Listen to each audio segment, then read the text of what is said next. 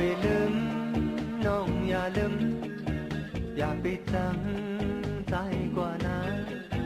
เป็นเรื่องนี้ก็อยากบอกเข้าใจหูถึงอย่าไปกึ่งกลางเอาตั้งหักไว้นะมาโหใจไม่น่าเย้า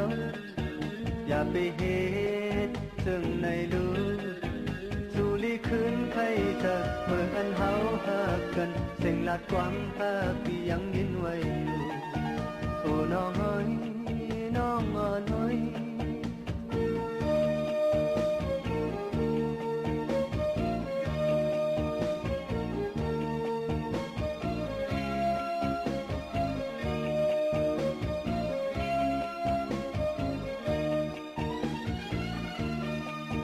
ออกไปเมื่อมีอยู่เลยมาหูเจอใจติดแตกยาวอย่าไปเกาเข้าใจเลยอย่าคันใจโอ้ยืนนอนหน่อยสู่เป็นตู้หักก็หักอ่อนใจมาหูเจอปันคำน้องอยู่ไกล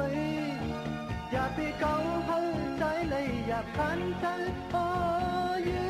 นนอนหน่อย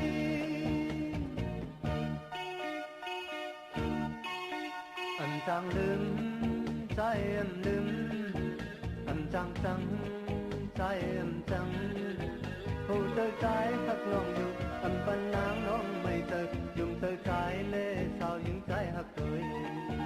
อย่าไปลืมน้องอย่าลืม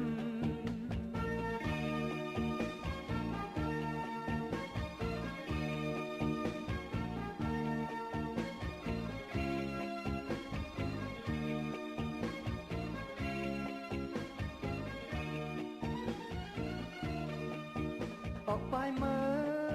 อมีอยู่เลยมาหูเจอใจติดแตกยาวอย่าไปเกาเข้าใจเลยอย่าคันใจพอยืนนอนหน่อยสู่เป็นสู้หักก็หักอ่อนใจมาหูเจอปันคำน้องอยู่ไกลอย่าไปเกาเข้าใจเลยอย่าคันใจพอยืนนอนหน่อย